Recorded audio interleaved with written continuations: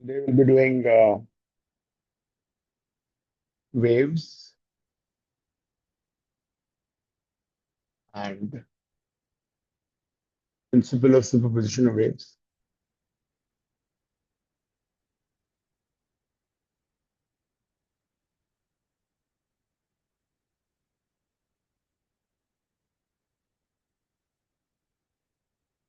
शिक्षक कब है तुम्हारा एग्जाम 29? 30th को केमिस्ट्री है, 2nd को है। और बट मेरा सिलेबस हो गया, मतलब मेरे एंड से। तो अच्छा है.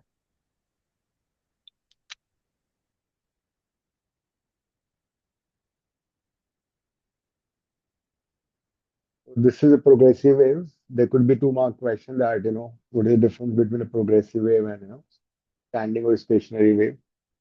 Progressive waves moves in space without any limit or boundary. This is the origin. At some point of time, there's a particle at a distance x from the origin, and this is the displacement of the particle, oscillating particle.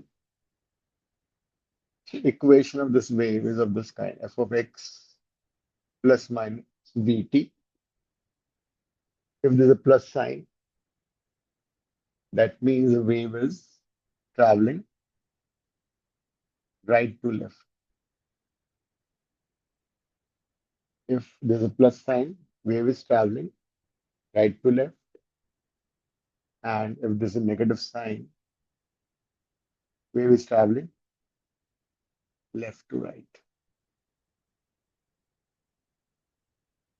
So in a progressive wave, first thing is that there is no boundary or limit.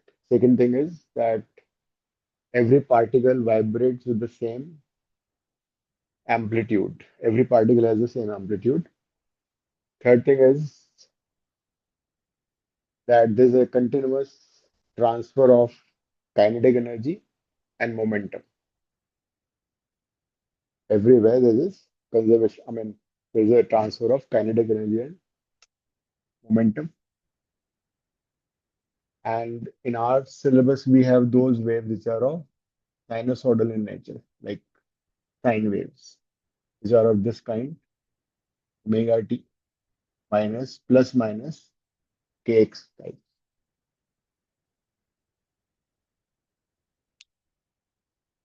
So again, over here is amplitude of the wave. Omega is angular frequency, which is 2 pi by t. K is wave number, which is 2 pi by lambda. Phi is initial phase. Phi is initial phase. T is a time period. And as you know,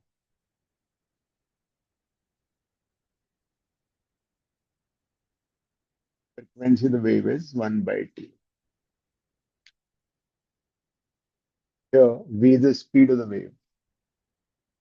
V is lambda by t or omega by k. This is the formula for wave speed. Wave speed is lambda by t or omega by k.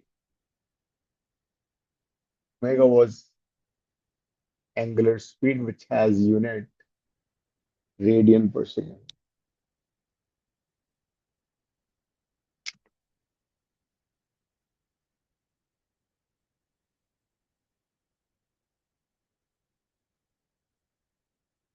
In positive sign, wave is moving right to left, negative sign, left to right.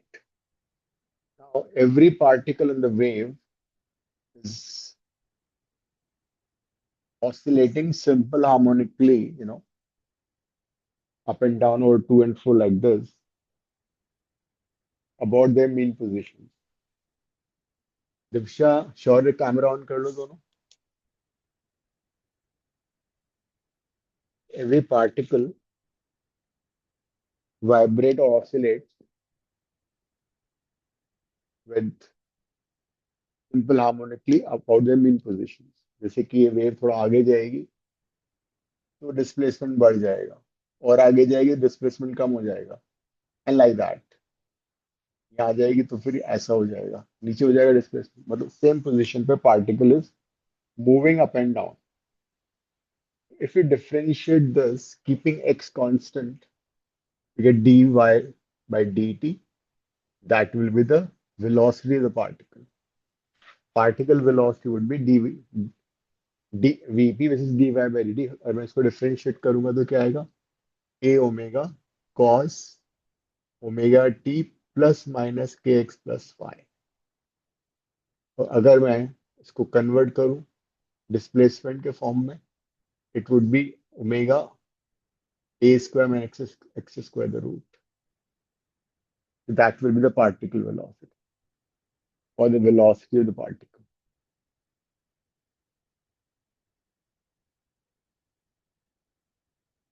ठीक है,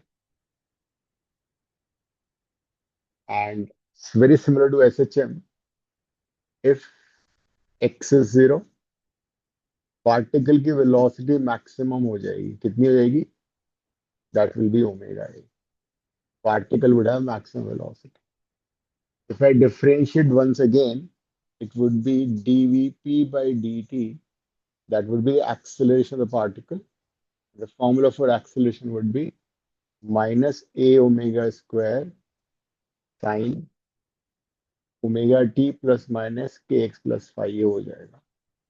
and this term is basically Y, तो minus omega square Y would be the acceleration of the particle. और Y की maximum value कितनी है, Y की maximum value है A. तो maximum acceleration of the particle will be magnitude wise omega square है. एक बार इतना सारा लिख लो, फिर इस पे न्यूमेरिकल्स करते हैं. There are two different things, one is velocity of the particle, another is velocity of the wave. They're altogether two different things. Because किसी wave में particles of the medium, they are oscillating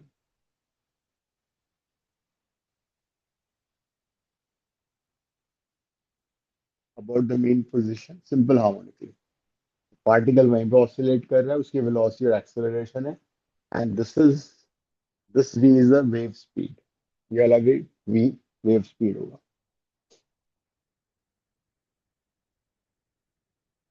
फिर इसके questions कर लेंगे.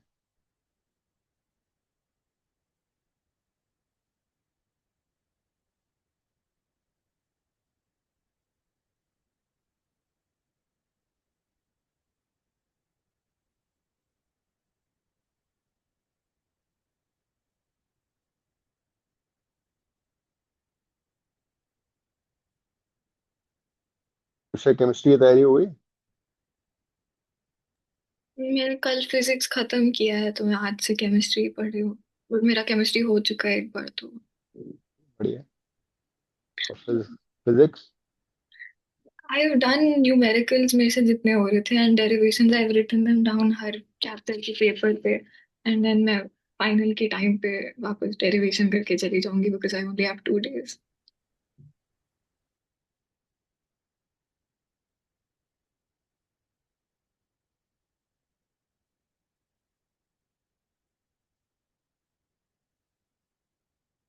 Question 84 देखो, assignment का page number 16.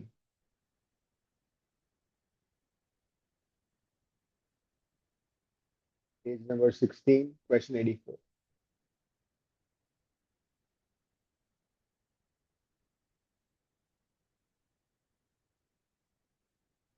मैं घर में पढ़ाई की थी जो कल किया था क्लास में. एक्सरसाइज में क्वेश्चन किए थे और एक्स्ट्रा अंदर नहीं. हाँ जी. हाँ भूल के हाँ दिमाग, हाँ, किए थे. तुम भूल के पढ़े दिमाग थे में फिर. ध्यान नहीं है. नहीं सर, सुना नहीं था. अच्छा, सॉरी. बोला था तुमने जो मैंने कल क्वेश्चन कराए थे एसएचएम के, रिवाइज किए घर पे. हाँ जी सर, मुझे मैंने थोड़े से किए थे, मुझे एकदम डाउट डाउट है. अच्छा, चलो वो बाद में कर लेंगे. करे थे ना लेकिन. हाँ जी.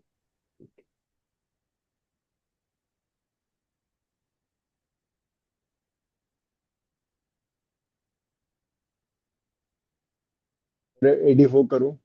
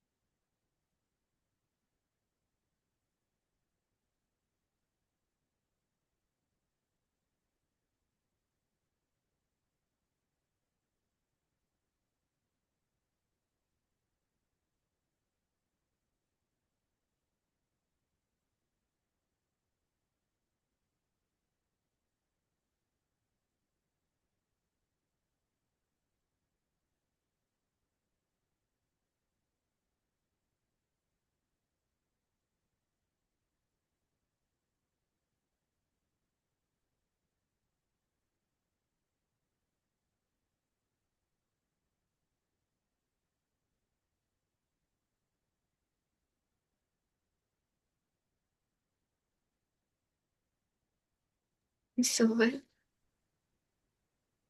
अगर मैंने अभी सब किया और तो मैं 4 दिन में भूल नहीं जाऊंगी? भूल जाओगे? इतनी भुलक्कड़ हो क्या? नहीं मतलब उसकी डेरिवेशन कुछ देखो, ज्यादा। नहीं नहीं, ऐसा नहीं होता, वो खुद को लगता है, but remains in this at the back of your mind, subconscious mind में वो चीज रहती है। But this just fear of examination, उससे लगता है, सबको लगता है। ऐसा कुछ नहीं होगा। तो अपना नाम भूलियो अभी तक, याद है ना तुम्हें? बस तो वही इसी तरह से वो रहेगा दिमाग। अगर सोचोगे नेगेटिव तो वो हो जाएगा, फिर भूल जाओगे, तो ज्यादा मत सोचो। मैंने लास्ट ईयर का फाइनल का पेपर देखा तो वो तो मेरे से पूरा सॉल्व हो रहा है। ओके, और अच्छी बात है, कर लो। तुम्हारा डिफरेंट काइंड ऑफ फेयर है, तुम्हें टॉप में आना है, तो अपना अपना है फाइट। क्या क्या फाइट है मेरी। I really want subject offer for physics. तो वो तो कह रहा हूँ, best wishes are with you. सबको अपने अपनी क्लास में टॉपर बनना है फिजिक्स में, तुमने तो प्रॉमिस किया है। मैंने बोल रही थी अगर मैं टॉपर नहीं बना दोबारा करूंगा। And this is my last class for 11th. ठीक है।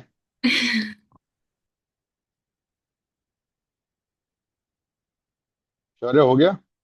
सर हमें वेव्स वाला करना है, ऑसिलेशन वाला करना है। अरे यार, मैंने पेज इसलिए लिखा था, मुझे मालूम था। क्या कौन तुम सा? सोई नहीं हो लेकिन फिर भी सो रही हो? 16 वाला। हाँ, पेज हाँ लिखा ना। मैंने पहला वाला कर दिया।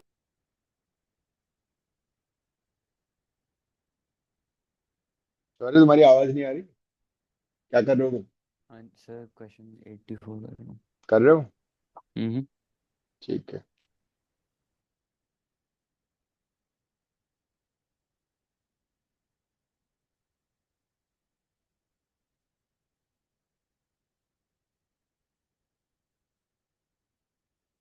तो उसमें वेव दे रखा है, वेव को the moment you look at it, तुम्हें पता लग जाएगा कि वेव की डायरेक्शन क्या है, किधर जा रही है, कौन सी वेव है, is progressive wave, standing wave.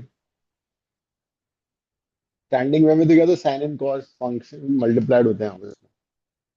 सिर्फ साइन फंक्शन या कॉस फंक्शन है, मतलब it is a travelling wave.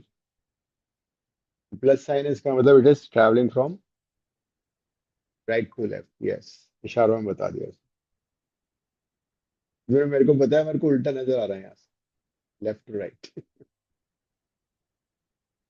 But positive मतलब राइट टू लेफ्ट होगा ना।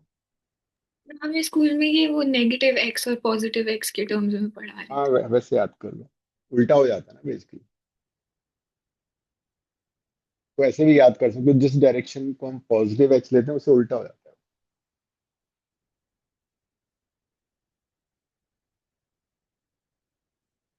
तो नंदिनी, पहला पार्ट हो गया। यस तो सर। उसको उसके नीचे लेके कंपेयर कर लो सारी वैल्यू। और उसमें क्वेश्चन में दिया भी होगा कि एक्स वाई सेंटीमीटर में है, मीटर में है, सेकेंड्स में है, क्या है। The wave is traveling wave and it is traveling right to left. Negative x positive है तो मतलब नेगेटिव में उल्टा होता है.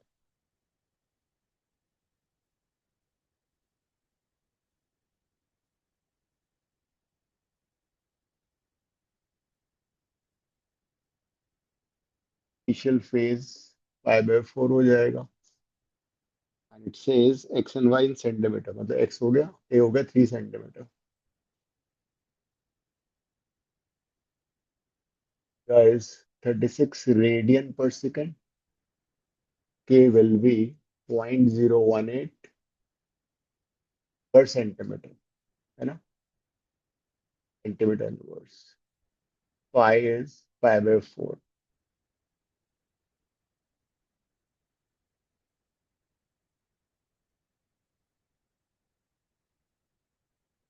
A part is in what are its amplitude and frequency. Amplitude में पता लग चुका है 3 centimetre and frequency you can find out. Angular frequency दे रखी है तो उसको 2 ओमेगा पर 2 पाई एफ लिख लो.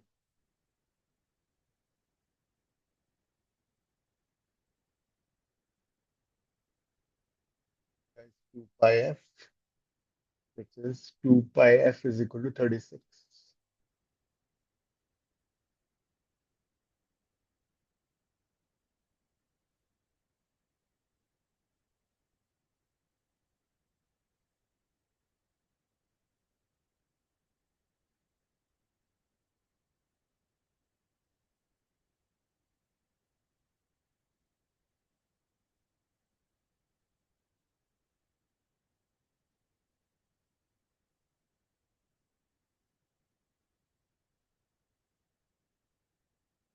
हो गया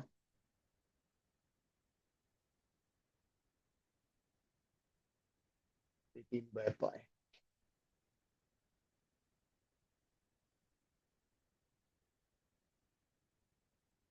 सर इसे pi by pi like multiply divide कर दूंगा. कर सकते हैं अप्रोक्सीमेट आंसर आ सकता है अगर तुम्हें पाई से डिवाइड नहीं करना 3.14 से तो पाई स्क्वायर बना दो नीचे तो पाई स्क्वायर को अप्रोक्सीमेटली 10 ले सकते हो तुम. 18 पाई बाय 10. फिर फ्रीक्वेंसी को पर सेकेंड लिख दो. हर्ट्ज लिख दो. हर्ट्ज लिखने में कोई हर्ज नहीं. नेक्स्ट क्या था नेक्स्ट पार्ट इसका.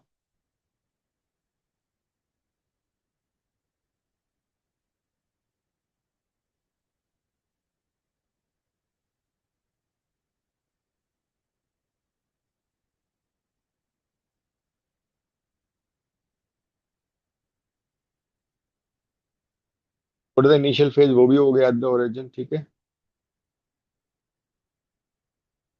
Initial phase eight the origin का मतलब समझ में आ रहा है. इनिशियल का मतलब t is equal to 0. At the origin का मतलब एक्स इक्वल टू 0.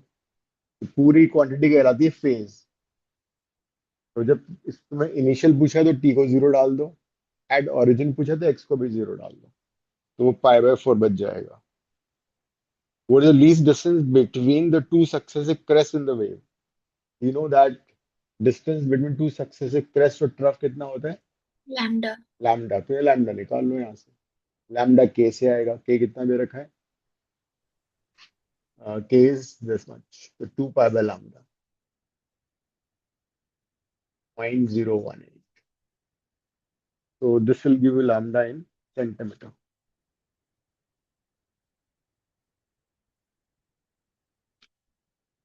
तो lambda कितना आ रहा है दिव्या.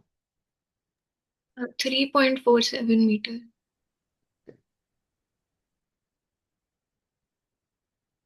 तो 3.14 by 18 and this is 10 to the power 3. 314 ये भी सेंटीमीटर में ना तो 314 एक जीरो ले लेता हूँ बाय 9 फिर ये मीटर हो जाएगा. 3140 बाय 9 मीटर.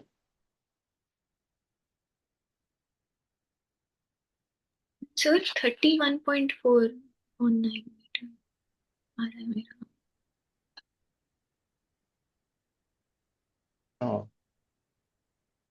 ठीक है तो कितना आ रहा है ये 30. नहीं आंसर 3.5 आ रहा है अप्रोक्सीमेटली। ऐसे क्यों? सेंटीमीटर में था ना ये। हाँ तो उसको मीटर में करा तो 31.4 बच रहा है। 100 से डिवाइड किया, ठीक है, फिर 9 से डिवाइड किया तो 3 पॉइंट कितना? 47। 3.47 is the distance between two consecutive crests with troughs, which is the wavelength. अगर इसी में पूछा तो what is the distance between two adjacent crest and trough, तो वो हो जाता है लैम्डा बाय 2, है ना? Distance between two consecutive troughs and crest is adjacent crest or trough is lambda by 2। ठीक है, 86 करो।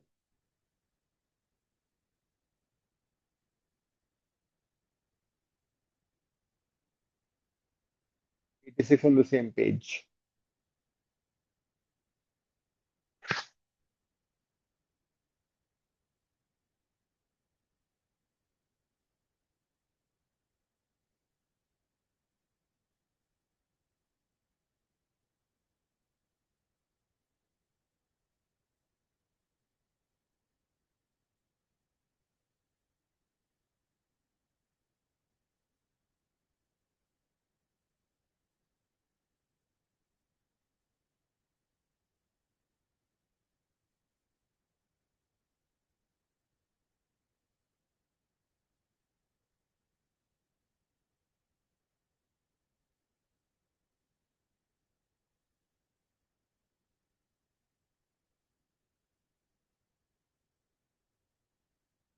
तो इसमें जो डिस्टेंस दिया वो लैम्डा हो जाएगा ना? वाला डिस्टेंस एक 2 पॉइंट सेपरेटेड बाय डिस्टेंस हो तो मतलब वेवलेंथ हो जाएगी। वो delta phi is equal to k x वाला formula I think. calculate the phase difference between oscillatory motion of 2 points separate by distance of 4 मीटर। तो मैं डेल्टा एक्स या एक्स दे रखा है, देखो ऐसा होता है, उसने फेज डिफरेंस पूछा, मतलब एंगल पूछा है मुझसे, और डिस्टेंस दे रखा है, तो this is a formula which converts, जैसे कि lambda of path difference, lambda of path is equivalent to 2 pi of phase. अगर दो पॉइंट के बीच में फाई एंगल है, सॉरी 2 पाई एंगल है, ये वाला एंगल कितना हुआ? 2 पाई हुआ एंगल के फॉर्म में, and the same thing in terms of distance is lambda. Lambda is the phase path difference and angle would be the phase difference. तो जनरली होता है क्या है कि we can relate these to like this also. अगर हमें distance दे रखा है, पाथ डिफरेंस डेल्टा एक्स दे रखा है, तो उसको हम फेज डिफरेंस डेल्टा फाई में कन्वर्ट कर सकते हैं, and vice versa using this formula. ये 12th में भी काम आएगा वेव ऑप्टिक्स में। Delta x by lambda is equal to 2 phi by 2 pi. 12th या में भी चैप्टर है। हाँ, वेव ऑप्टिक्स है 12th में, ray optics and wave optics, काफी मेजर टॉपिक्स हैं, 15 मार्क्स के आउट ऑफ 70। ऑप्टिकल इंस्ट्रूमेंट भी है उसमें, मिरर भी है, लेंसेज भी हैं, बहुत इंटरेस्टिंग चैप्टर है। तो 10th में तो पसंद आया होगा वो मिरर फॉर्म। हाँ, मेरा लाइट और इलेक्ट्रिसिटी था 10th में, बस और कुछ नहीं था। अरे लाइट तो लाइट का तो आ गया ना, लाइट का पार्ट है। बट मुझे ये चैप्टर पसंद है, ये चैप्टर अच्छा तो डेल्टा एक्स हो गया पाथ डिफरेंस, दो पॉइंट के बीच का डिस्टेंस, पाथ डिफरेंस,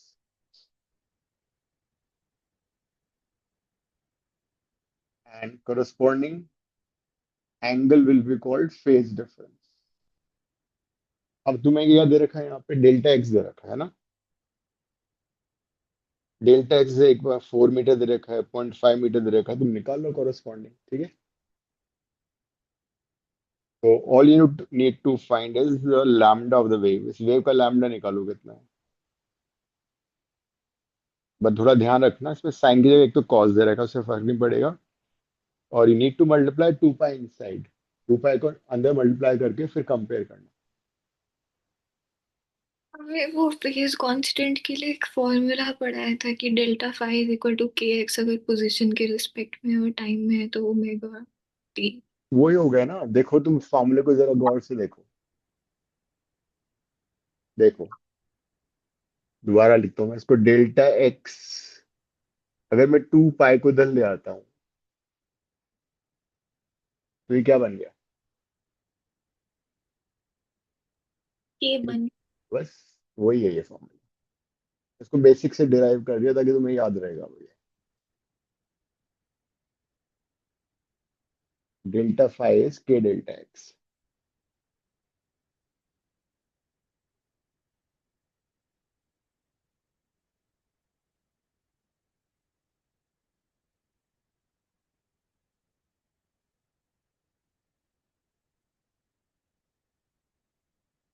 तो पहले वाले पार्ट में तुम्हें दे रखा है डेल्टा एक्स। पहले तो तुम कंपेयर करके वो निकालो। श्योर है के कितना आ रहा है वेव का? Sir 0.0080।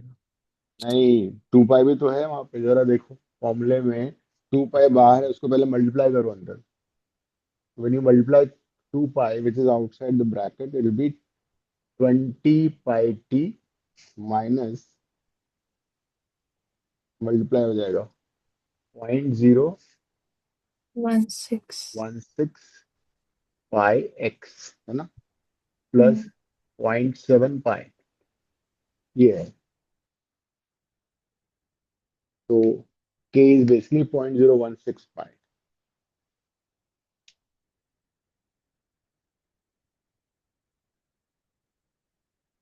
K is 2, omega is 20 pi, and k is 0.016 pi. And they are given in centimeter. तो centimeter inverse होगा. This would be centimeter. Delta phi would be k delta x. K is 0.016 pi into delta x 4 दिया हुआ था. Delta phi is 0.64 pi. And this would be in radian, right? Pi आ रहा है radian में ही है वो.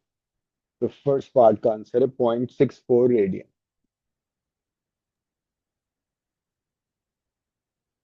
तो मेरा 6.4 रेडियन।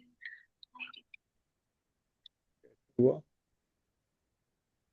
अच्छा, 4 ये सेंटीमीटर में करना पड़ेगा। 400 है ना? हाँ जी। 400 का अब आएगा. तो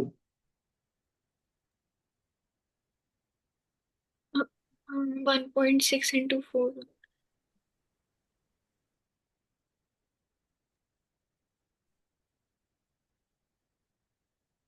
पार्ट भी कर लो. मेरा लास्ट वाले का आंसर मैच नहीं हो रहा कुछ से। अच्छा, nice, आप ये देखते हैं. सेकेंड में 0.5 है. डेल्टा फाइव इज 0.5 मीटर, तो सेंटीमीटर में कन्वर्ट किया इंटू 0.016 पाई. तो delta five is T into 0.016 pi.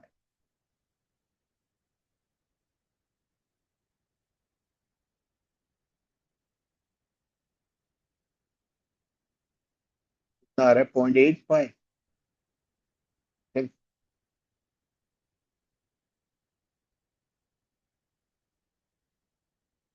Third कितना आ रहा है? C part.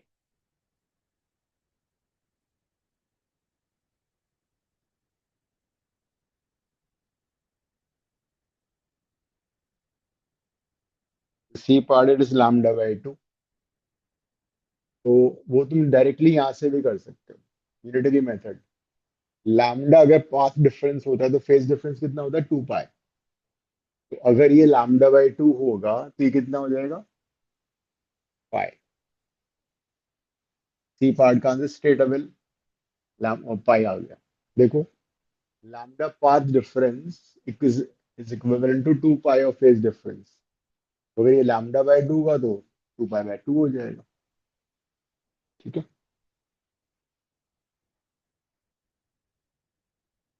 And then 3 lambda by 4 भी ऐसे कर सकते हो। 3 लैम्डा बाय 4 में कैसे करोगे? लैम्डा में कितना आता है? 2 पाई। 1 में कितना होगा? 2 पाई बाय लैम्डा। और 3 लैम्डा बाय 4 में कितना होगा? 2 pi by lambda into 3 lambda by 4। तो ये हो गया 3 पाई बाय 2। क्या आंसर है बीच में? 5/4। नहीं, गलत है। 3 पाई बाय 2 आंसर को डायरेक्टली भी कर सकते सो प्रोग्रेसिव और स्टैंडिंग वेव्स के डिफरेंस में और क्या लिखना है? 3 पॉइंट्स काफी हैं वैसे तो। देयर इज नो लिमिट और बाउंड्री, एक तो वो हो गया। स्टैंडिंग वेव में देयर इज अ लिमिट और एंड बाउंड्री। और दूसरा इसमें प्रोग्रेसिव वे में देयर इज नो लिमिट और बाउंड्री, फर्स्ट पॉइंट। ठीक है, second point is that every point in a progressive wave has the same amplitude of vibration. A progressive wave, every particle has same amplitude of vibration. So this is in the case of progressive wave. Whereas उसमें क्या लिखोगे? Every point vibrates with different amplitude. Every point vibrates with different amplitude. ये second difference हो गया। Third में, case of progressive wave, there is continuous transfer of kinetic energy. There is continuous transfer of kinetic energy from one point to another in a progressive wave. Standing wave में क्या होगा? Stationary wave में क्या होगा? There is no transfer of kinetic energy across nodes. जो points nodes होते हैं standing wave में, उसके अक्रॉस कोई भी काइनेटिक एनर्जी का ट्रांसफर नहीं होता है।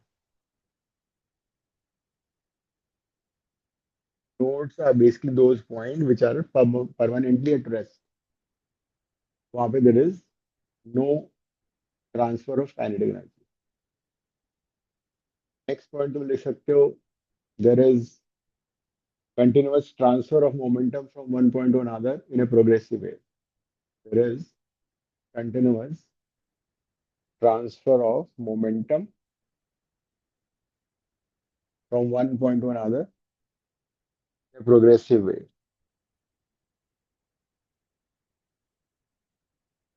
और स्टैंडिंग वेव में ऐसा नहीं होगा। अगेन नोड्स जो होते हैं उनके अक्रॉस मोमेंटम का ट्रांसफर होता है।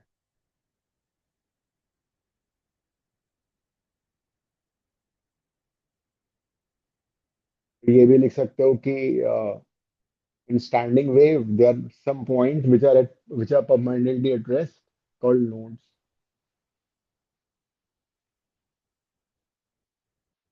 Standing or stationary wave, there are points which are at rest permanently. These points are called nodes. Progressive way में क्या होगा?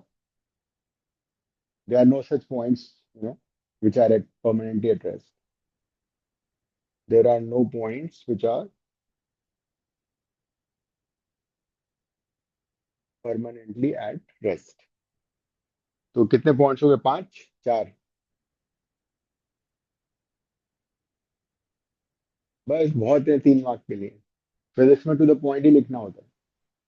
ज्यादा सन की टीचर होगा तो 5, अगर 5 से ज्यादा लिख दिए तो मार्क्स काट लेगा। कितना सारा क्यों लिख रहा है?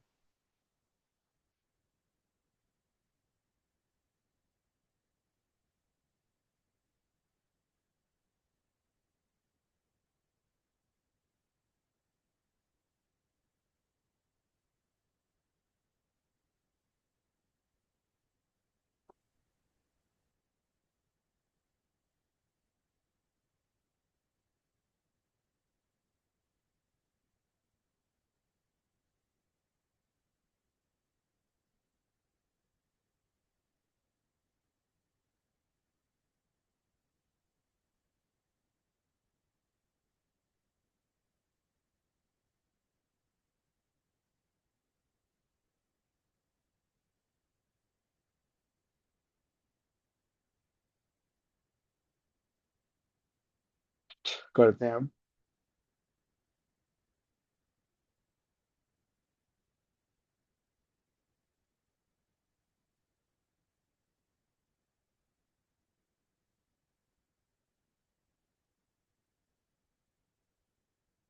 रिपब्लिक डे परेड देखा था आज?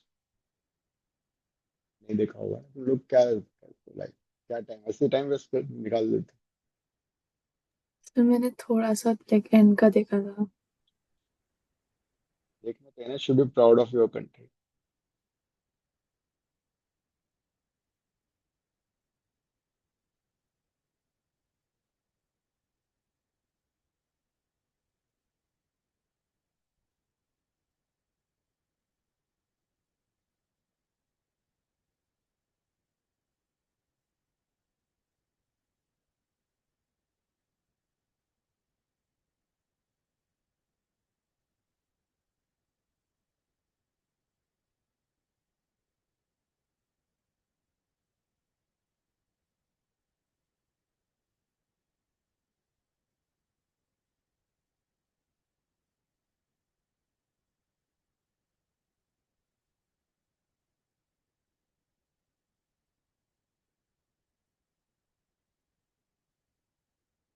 फोर करो। क्वेश्चन 64।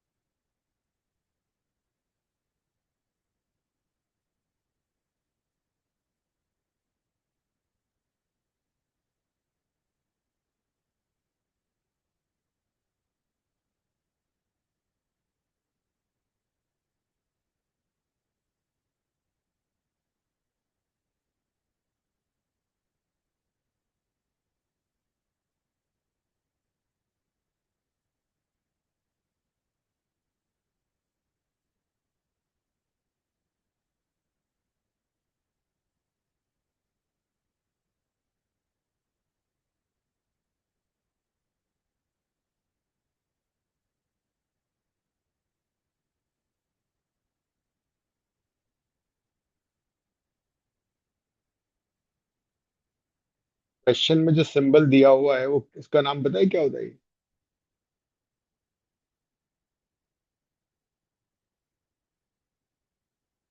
ई बना हुआ है ना अजीब सा।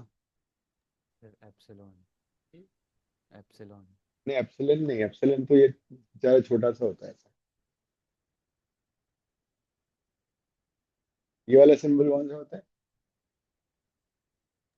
टाई। यस।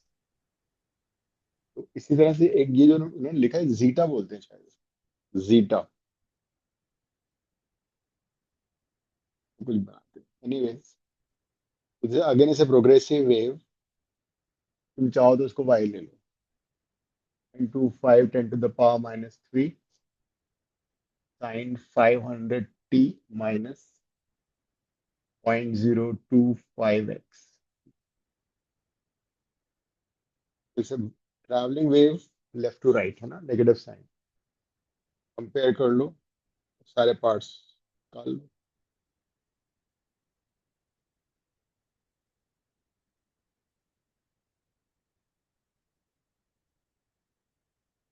सिक्स पार्ट भी लिख लेना, amplitude of particles velocity.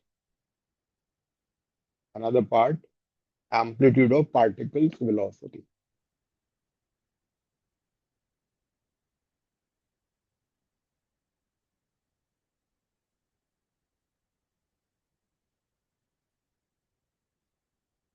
Amplitude of particles velocity.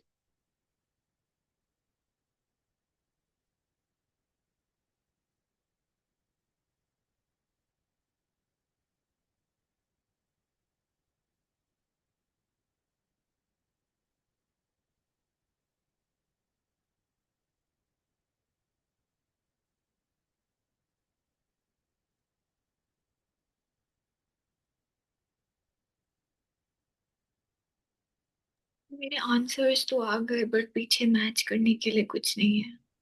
Answer नहीं है तो हम अपने आंसर तुम्हारे आंसर से मैच कर लेंगे।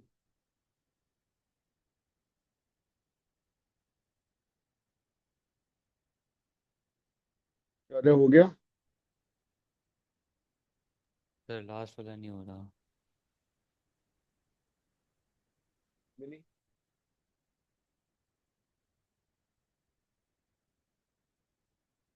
तुम्हें बताइए 0.25 10⁻³ मीटर में दे रखा है ना। हाँ, ओमेगा टी इज 500 हो गया।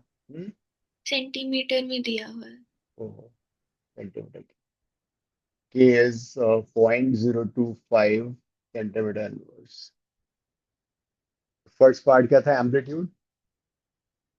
एम्पलीट्यूड आ गया 0.25 10⁻³ सेंटीमीटर। मीटर में करना जरूर -5 हो जाएगा, है ना। और फर्स्ट पार्ट हो गया। सेकंड पार्ट क्या था, पीरियड। Time period. हम्म। तो omega is 2 pi by t, which is 500. That gives you time period. Time period would be 2 pi by 500 और इसको 2 से मल्टीप्लाई डिवाइड कर दो 4 pi by 1000. 4 into pi 3.14 by 1000. So this is now here 1.256 10 to the power minus 2 second. यही है।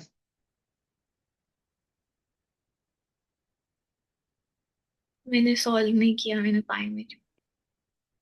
Marks कटेंगे तुम्हारा, teacher turn की है।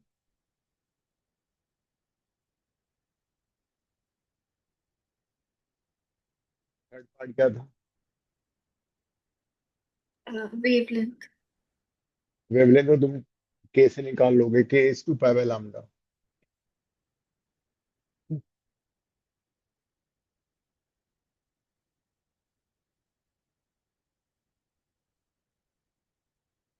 लैम्डा आ गया 2 pi by 0.025। 80 pi.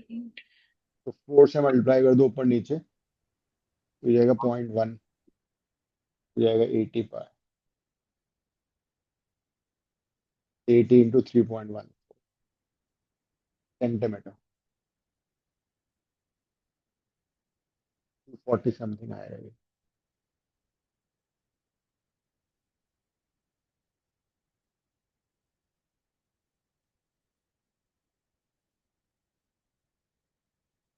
Then then next part था amplitude of particles acceleration. What is particles acceleration, मतलब maximum value. Amplitude of particle acceleration का मतलब है maximum value of acceleration which is omega square. Amplitude of particles acceleration भी omega square है। मतलब amplitude का मतलब maximum value of acceleration. Acceleration तो ओमेगा स्क्वायर, एक्स एक्स की मैक्सिमम ओमेगा ये होती है। ओमेगा कितना था 500 square into A is 0.25 10 to the power minus 3. This would be 25 into 10 to the power 4. This is 25 into 10 to the power minus 5. 625 into 10 to the power minus 1 और 62.5 centimetre पर।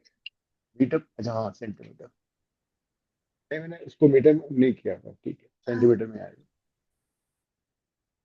Then I asked you what is amplitude of velocity.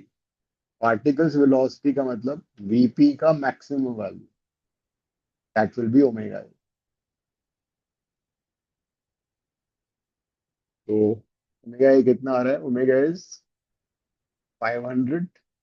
A is 5 into 10 to the power minus 5. 125 10 to the power minus 3 or 0.125 centimeter per second. That is maximum velocity of the particle or amplitude of velocity of the particle, oscillating particle. क्योंकि वे simple harmonic wave में हर particle oscillate कर रहा है simple harmonic. ठीक है, शौर्य समझ में आ गई है? This is on progressive wave.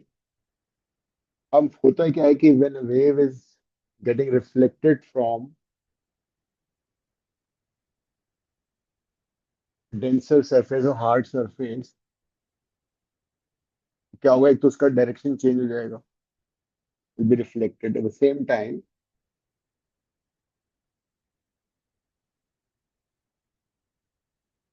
It will undergo a phase change of by pi. Suppose कोई पल्स मूव कर रहा है लेफ्ट टू राइट, तो इक्वेशन क्या होगी? A sine omega T minus K X. मैंने इनिशियल फेज को जीरो ले लिया. तो after reflection from the denser surface और द वॉल, पल्स ऐसे वापस आएगा. इन दोनों में there is a phase change of 180 degree. Pi का phase change. So this reflected wave would be y2, which is a sine omega t plus kx आएगा इसको, because अब wave move कर रही है right to left. तो right to left में plus sign होता है. सेकेंड थिंग इज इसमें पाई भी ऐड करना पड़ेगा. जैसे कोई रोप है, उसमें तुम कंटिन्यूअसली पल्स जनरेट करोगे तो क्या होगा? वेव्स ट्रैवल करेंगे लेफ्ट टू राइट, रिफ्लेक्ट होंगी राइट टू लेफ्ट, और फिर वो आपस में सुपर इम्पोज होंगे. When two or more than two waves superimpose on each other, resulting wave का जो displacement है is given by the vector sum of individual displacement. That's nothing but principle of superposition of waves. The resulting wave क्या होगा? Resulting wave would be this. Placement of the resulting wave would be y, which is y1 plus y.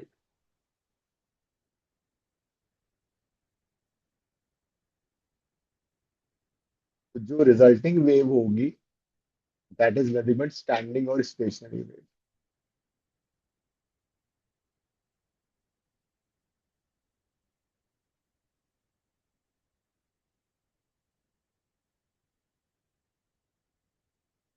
Standing wave with stationary wave completely easily when two waves of same frequency, same amplitude, they are superimposing on each other while traveling in opposite direction. जब दो wave जिनकी frequency same है, जिनका amplitude same है, they are moving in the opposite direction and superimposing on each other will give rise to standing or stationary wave. तो ये हो जाएगा a sin omega T minus K x. यहाँ पे क्या हो रहा है? साइन पाई प्लस थीटा हो रहा है. ठीक है, साइन पाई प्लस थीटा मतलब कौन सा क्वाड्रेंट हो गया? अगर मैं इसको थीटा ले लेता हूँ, sine pi plus theta is which quadrant? Nandini, pi में तुम ऐड करोगे एंगल, थर्ड क्वाड्रेंट है ना. थर्ड में साइन क्या होता है? क्या? थर्ड में साइन क्या होता है? नेगेटिव या positive? Sine theta. Negative.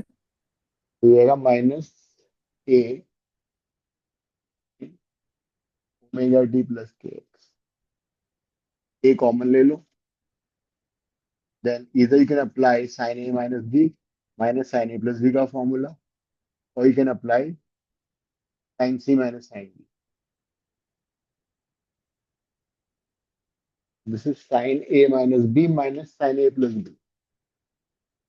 So it will be minus 2A cos omega T sin kx, ये आएगा। तो ये है स्टैंडिंग वेव की स्टेशनरी वेव और स्टैंडिंग वेव, यही आएगा। सही आएगा, कुछ और आएगा? मेरी रेफरेंस बुक में उन्होंने हर जगह कॉस के एक्स और साइन ओमेगा टी की term। ऐसे कैसे किया? वेव तो चेंज हो रहा है ना, उन्होंने नॉर्मल सुपरपोजिशन ले लिया हुआ, चेंज का नहीं लिया हुआ, क्योंकि रिफ्लेक्शन के बाद एक तो पॉजिटिव हो जाएगी, तो पाई में फेस में वही होगा। साइन ए माइनस बी है ना, तो कॉस ओमेगा टी आएगा। या तो मैं इसको के एक्स माइनस ओमेगा टी लूँ, तो वैसे कर लें जैसे टीचर ने करा, but this is how it is. तो आप स्टैंडिंग वेव। हम्म। आपको दिखाओ हमें क्या करा है। कोई बात नहीं, तुम वैसे भी कर सकते हो, उससे फर्क नहीं पड़ेगा। सम बुक्स राइट्स के एक्स पहले ओमेगा टी बाद में, अगर वो करोगे तो उल्टा आएगा।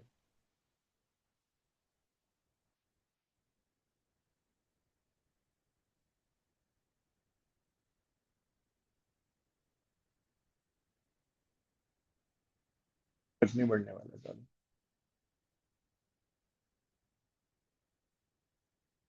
तो it is 2 sin kx cos omega, ये इसका एम्पलीट्यूड हो जाता है। तो रिजल्टिंग वेव है, उसका एम्पलीट्यूड इज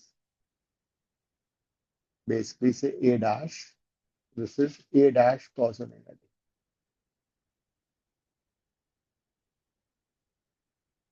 तो this is standing wave in string.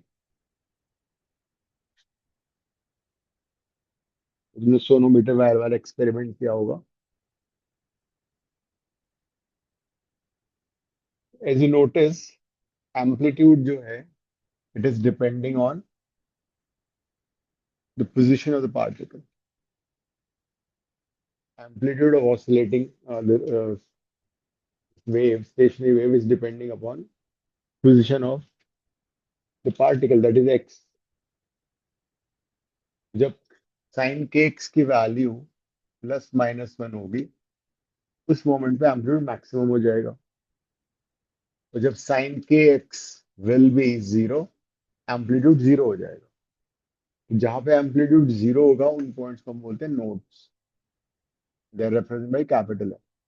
जहां पे एम्पलीट्यूड मैक्सिमम होता है, they called anti nodes, they are represented by capital A. Standing wave basically ऐसी लगती है कि वहीं पे वो स्टैंड करके पार्टिकल उसी पॉइंट पे ऑसिलेट कर रहा है, इसलिए उसका नाम स्टैंडिंग और स्टेशनरी वेव है। The particle of the wave appears to be standing at a point, वहीं पे ऑसिलेट करेंगे। जैसे कि एक रोप, तुमने कंटिन्यूसली पल्स जनरेट किए, इस तरह से तुम्हें नजर आएगा। Some points would be always at rest, called nodes. Some point will be always having maximum amplitude, called antinodes. Nodes are those particles where हमेशा रेस्ट पे होगा।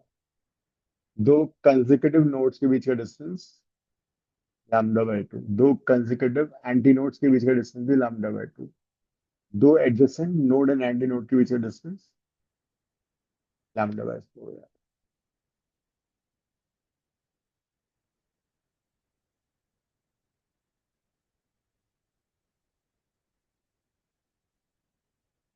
Condition for two waves to form transverse waves हैं दोनों ये।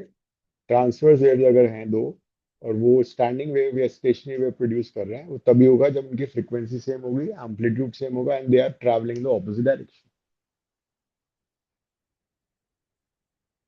Standing wave की equation में हमेशा sine cos की टर्म आएगी, तो उसमें तुम्हें आइडिया लग जाएगा इट इज स्टैंडिंग वेव। अगर सिंगल साइन का टर्म है या कॉस का टर्म है, तो वो ट्रैवलिंग वेव होगी।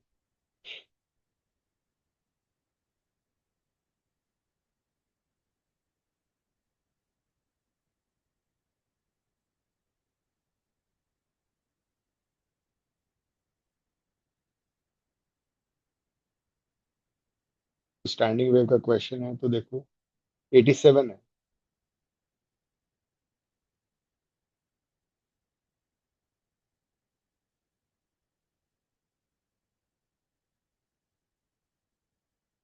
पेज नंबर कौन सा है?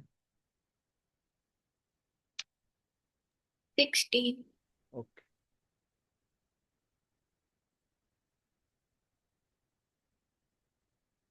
और साथ में तुम ये भी लिख लेना that if this a wire tension T है, mass per unit length the wire is m by l। बोलते हैं लीनियर मास डेंसिटी। एक तो होता है नॉर्मल डेंसिटी। नॉर्मल डेंसिटी में क्या होता है, मास को वॉल्यूम से डिवाइड कर। और अगर तुम मास को लेंथ से डिवाइड करोगे that is linear mass density. इसके टर्म में we can always write speed of a wave. m क्या होगा, mass of the wire which is volume of the wire pi are square L to its density rho by L. Linear mass density is also pi are square rho. तो किसी भी string में speed of transverse wave का formula लिख लो,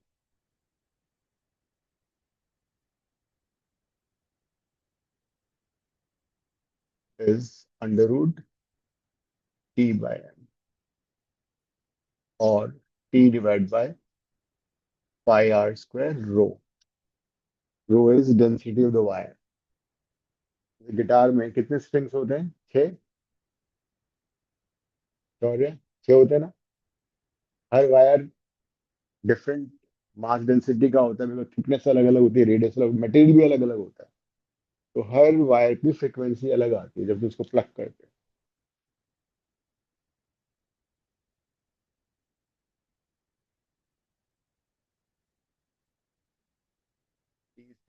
force the wire, देखा होगा guitar या सितार को टाइट करते हैं वायर को रिंग के लिए। Density of the wire, material of the wire.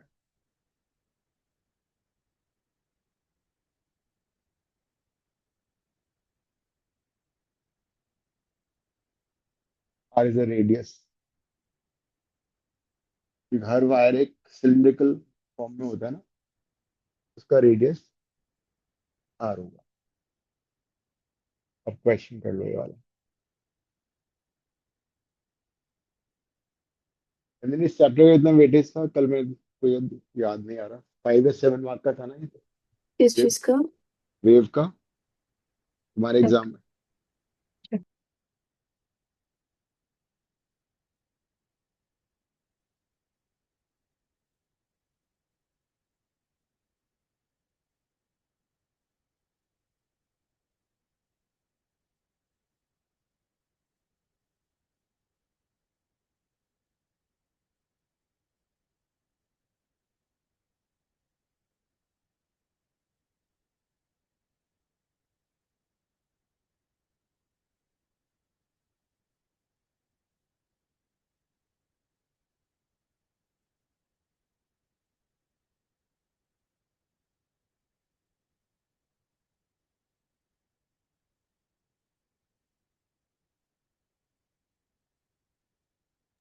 फिर वेव्स और ऑसिलेशंस का साथ में 10 मार्क्स का। पैसे से मिला के और वेव मिला के। हम्म। क्या हुआ दिशा, तुम्हारे कितने मार्क्स आए? मेरे दोनों 8 मार्क के, ऑसिलेशन और वेव्स। अरे अच्छा हाँ। तुम्हारे चैप्टर भी तो रिड्यूस हो गए, मेमोरी का तो सारा बुक आ रहा है। हमारा भी ये वाला तो बस वो थर्मोडायनेमिक्स नहीं आ रहा और काइनेटिक थ्योरी नहीं आ रहा। मेरे में न्यूटन लॉज ऑफ मोशन और वर्क एनर्जी पावर 4-4 मार्क्स के हैं। और हाँ हो मतलब चुका है ना, टेस्ट पहले ही हो चुका है कई बार। फिर मुझे पढ़ना तो पूरा ही पड़ रहा है, फिर वो तो सा दे देंगे। हाँ, ये बात तो है।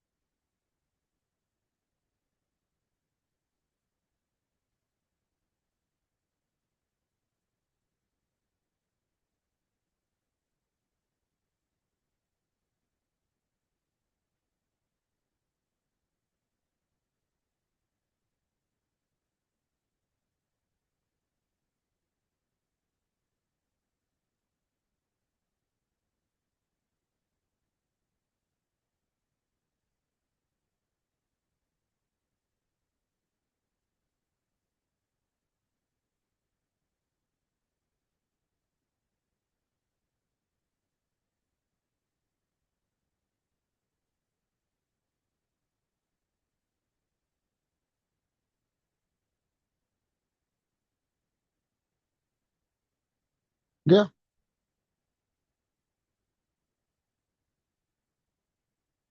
जैसे इस वाले में साइन के एक्स है, कॉस ओमेगा टी है ना। तो जो जिसके साथ एक्स आ रहा है वो के एक्स होता है, और जिसका टी आ रहा है वो ओमेगा होगा। साइन कॉस कहीं भी आ सकता है, उससे फर्क नहीं पड़ेगा।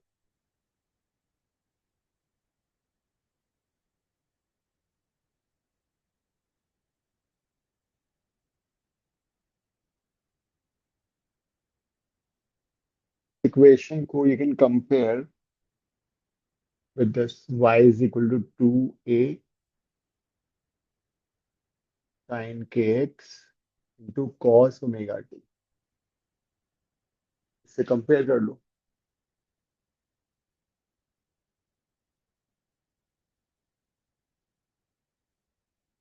This is y is equal to 0.06 sin 2 pi by 3 x into cos 120 pi t। Omega आ जाएगा, के आ जाएगा, ए आ जाएगा।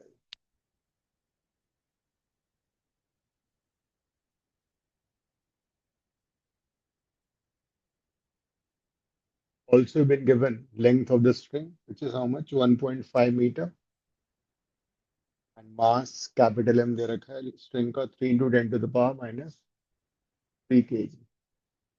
ये भी दिया।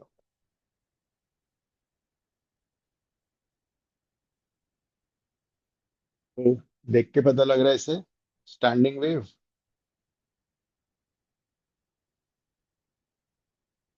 Interpret the wave as a superposition of two waves travelling in opposite direction. तो तुम्हें ये बताना है कि दो अगर डिफरेंट वेज तुम लिखना चाहोगे तो कौन कौन सी वेव्स होंगी। तो एक वेव हो जाएगी, तो हम उल्टा करके लिख सकते हैं, साइन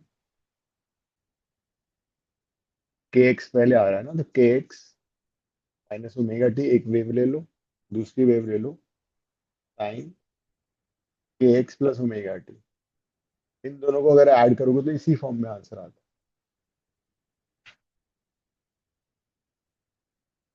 दिस इज बेसिकली के की जगह 2 पाई बाई 3 सब्स्टिट्यूट कर दो, और ओमेगा की जगह 120 पाई। तो this is resultant of two travelling wave, एक लेफ्ट टू राइट है, दूसरा राइट टू लेफ्ट। की वेव्स हैं y1 is equal to sine K is 2 pi by 3 x minus omega T 120 pi T. The wave is sine 2 pi by 3 x plus 120 pi T. लेकिन amplitude क्या होगा इसका, ये ये तो मैंने, इसका आधा हो जाएगा, 2a होता है ना। 2a इज 0.06, ए कितना हो गया। 0.03।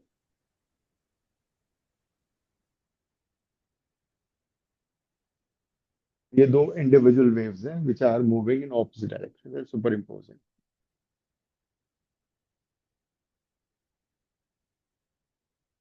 What else, wavelength, frequency and speed of each wave निकल आएगा। 2 pi by lambda is 2 pi by 3, that gives you lambda is equal to 3 metre में है ना सारा।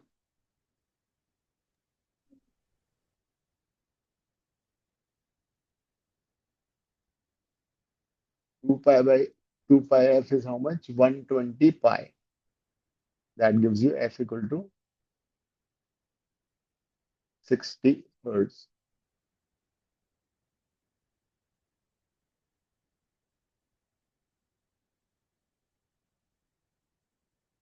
वेव कैसे निकालोगे, इधर omega by k lambda by T is 120 pi, and this is 2 pi by 3, 180 metre पर सेकेंड। यही आ रहा है।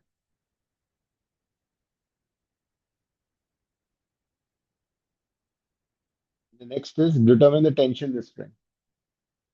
कोई टेंशन वाली बात नहीं है। स्प्रिंग में टेंशन हो सकता है लेकिन तुम्हारे दिमाग में नहीं होना चाहिए। That is, we have a formula for that. V is equal to T divided by small m. Small m is capital M by L.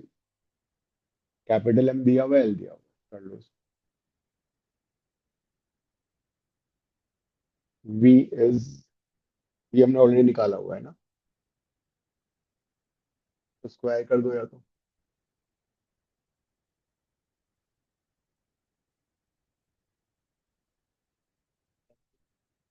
Capital M by L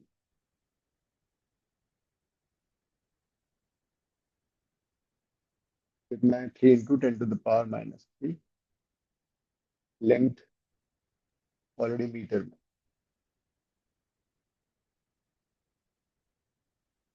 कितना आ रहा है टेंशन? 648। 648 न्यूटन।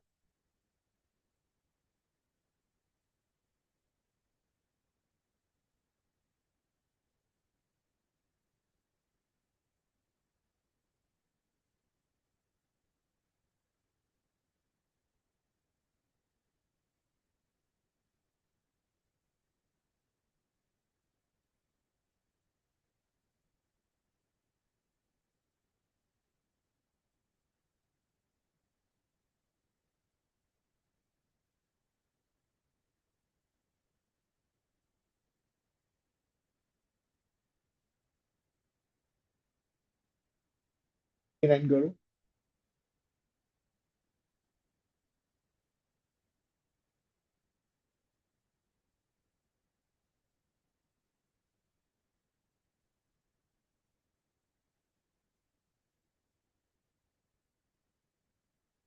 ये कौन सा? 89, 89,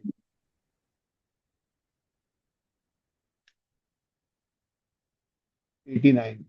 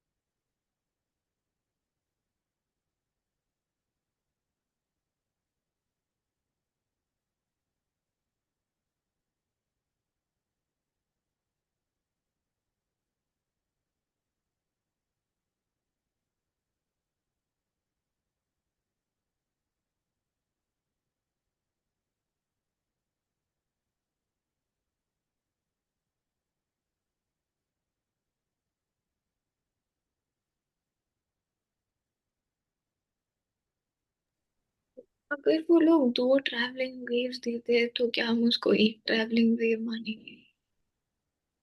देखिए, दो ट्रैवलिंग वेव अगर दे रखी हैं तो सुपर इम्पोज होके फिर तो स्टैंडिंग नहीं बन जाएंगी। बट ये तो जो थर्ड वाला पार्ट है।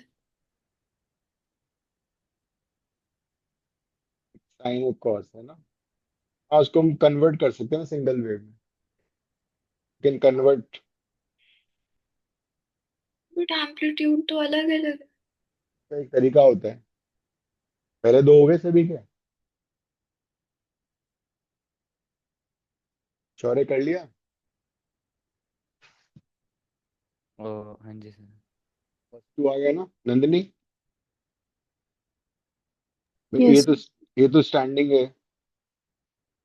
सेकंड वाला तो वेव ही, अच्छा सेकंड तो प्रोग्रेसिव हो गया ना, मैंने बताया था कि एक्स प्लस माइनस वीटी के फॉर्म में होती है वेव। अरे साइनोसॉइडल नहीं है। सेकंड वाली तो वेव ही नहीं है। वो साइन वेव नहीं है, but it's the function of x plus minus VT. Any function involving x plus minus VT is a wave. अगर वो साइन के टर्म में कॉस के टर्म में तो वो साइनोसॉइडल वेव कहलाएगी। बट वैसे वेव तो होना चाहिए। आंसर क्या है पीछे देखो एक बार।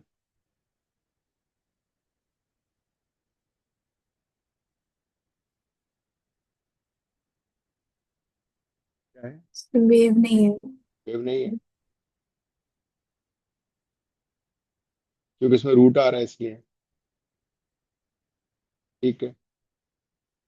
अदरवाइज किसी भी प्रोग्रेसिव वेव में क्या होता है, it is function of x plus minus v T.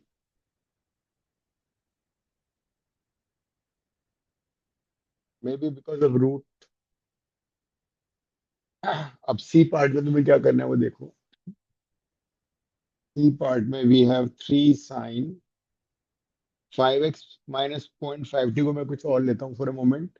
Theta ले लेता हूँ, ठीक है, बाद में इसको रिप्लेस कर दूंगा। And this 4 cos theta. अब इस वेव फंक्शन को सिंगल वेव फंक्शन में कैसे कन्वर्ट करोगे? दोनों को स्क्वायर करो, ऐड करो, रूट ले लो। जो भी साइन और कॉस के कोएफिशिएंट्स हैं उनको स्क्वायर करके ऐड कर लो, रूट ले लो। फिर पूरी इक्वेशन को 5 से मल्टीप्लाई डिवाइड करो। देगा 3/5 sin थीटा।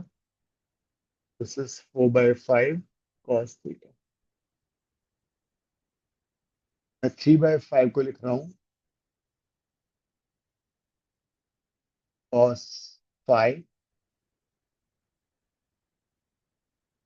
2/5 को sin 5।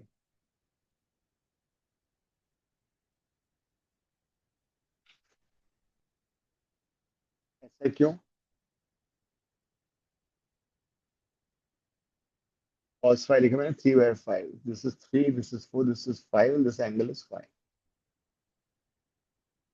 इस राइट ट्रायंगल से देखो sin 5 4/5, cos 5 3/5। अभी कौन सी आइडेंटिटी बन गई? थीटा + 5। sin θ + 5। चुपके से थीटा को रिप्लेस करो। थीटा मैंने क्या लिया था?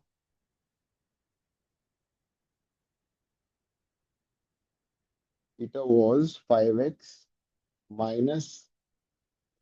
5t। ये था। फाइ हमारे पास ऑलरेडी है, where tan phi is by 3। ये तुम्हारी कौन सी वेव हो गई? ट्रैवलिंग। यस, इसे ट्रैवलिंग वेव।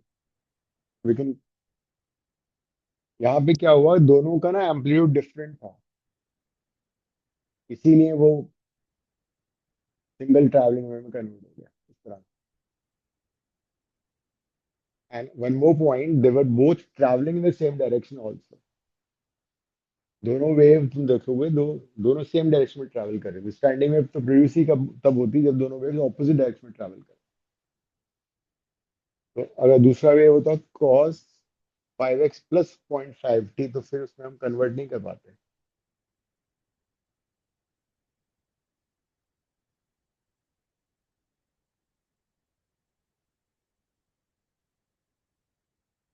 हो गए सारे पार्ट्स हो गए ना? लास्ट वाला में क्या किया? कुछ नहीं किया। कर लो। आता नहीं।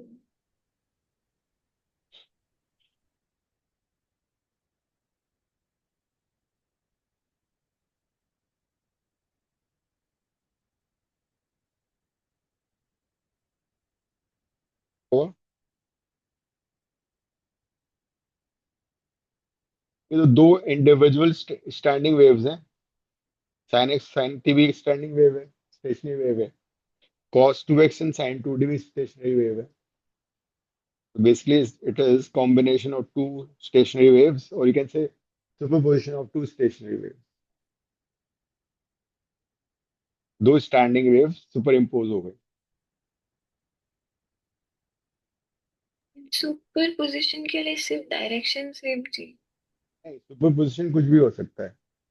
सुपरपोजिशन का मतलब सिंपल ये होता है कि किसी पर्टिकुलर पॉइंट पे एक से ज्यादा वेव एक दूसरे के ऊपर आ रही है, that's called superposition. Two or more waves travel, and at a common point they interfere on each other, superimpose on each other, that's superposition. तो वो सुपरपोजिशन स्टैंडिंग वेव प्रोड्यूस करेगा, बीट्स प्रोड्यूस करेगा, वो सुपर डिपेंड। हाँ। Super position और interference अलग चीज है। नहीं, ये दोनों एक ही है, बट अगर दोनों वेव्स ऑपोजिट डायरेक्शन में सेम एम्पलीट्यूड से सुपर इम्पोज करती हैं तो बनता है स्टैंडिंग वेव। दोनों वेव्स सेम डायरेक्शन में slightly different frequency super impose करती हैं तो बनते हैं बीट्स।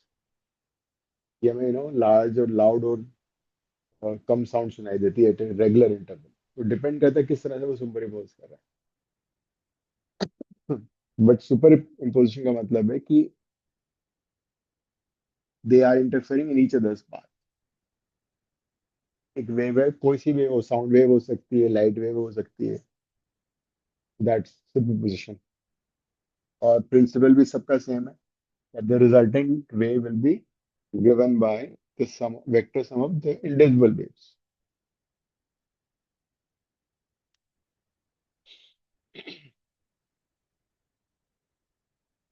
इनकी भी कर लो।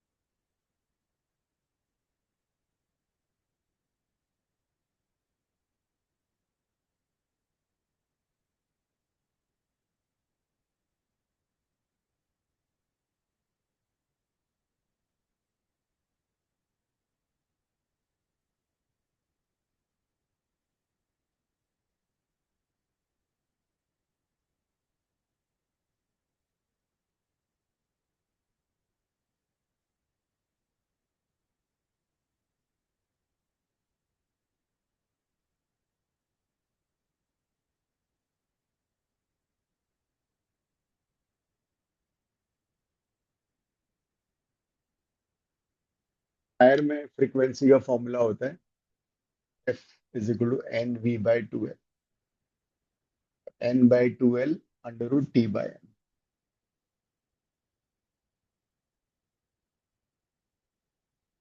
is 1 2 3 4 and so on. When nothing is mentioned, you take as n equal to 1, fundamental frequency.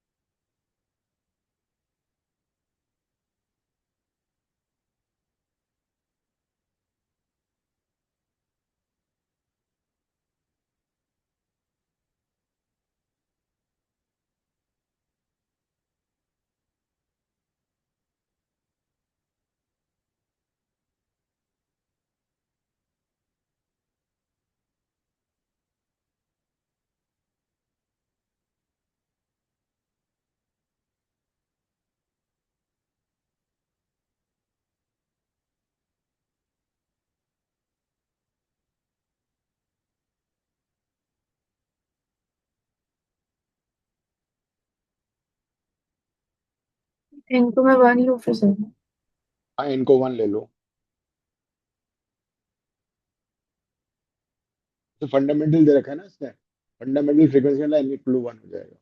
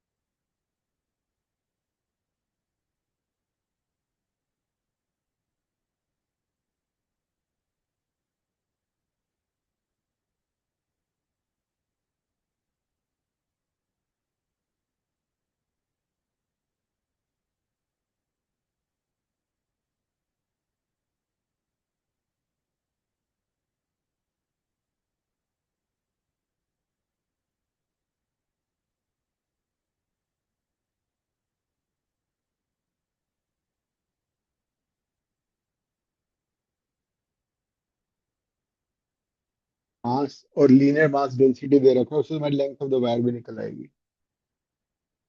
m is small m by l, l would be small m by capital।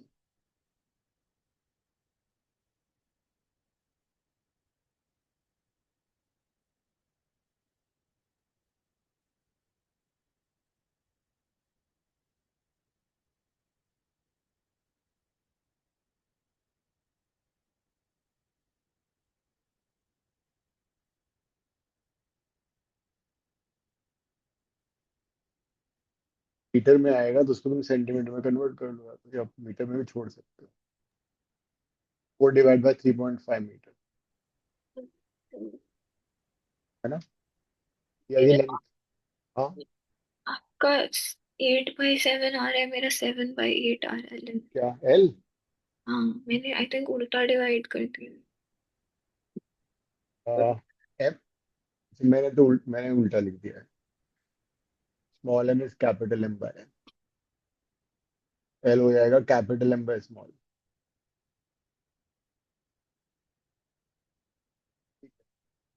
Will be 3.5/4,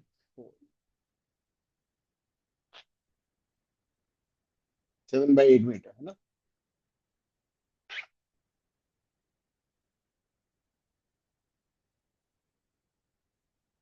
अब यहाँ से फिर तुम वो we निकाल लोगे।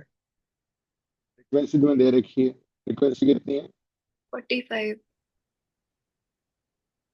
Into 2l, l is 7/8 is equal to v।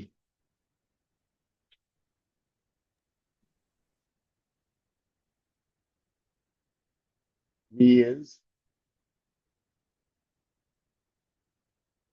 315/4, ठीक है? मेरा 78.5 आ रहा है और उन्होंने पीछे 79 दिया है। राउंड ऑफ कर दिया होगा।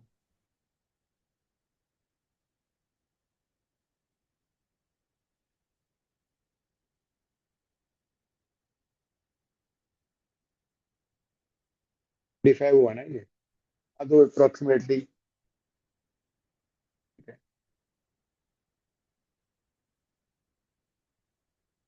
तो फिर टेंशन निकाल लो। टेंशन के लिए क्या करोगे? v is equal to √t/m। t would be v square m,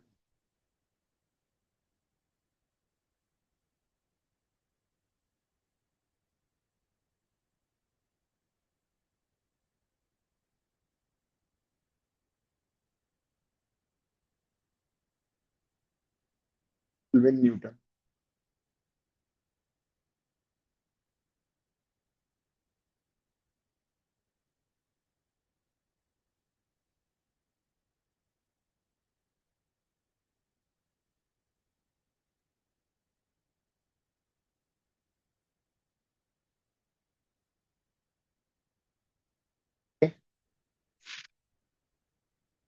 तो दीक्षा, तुम तो हमारा एग्जाम ही आ गया ना?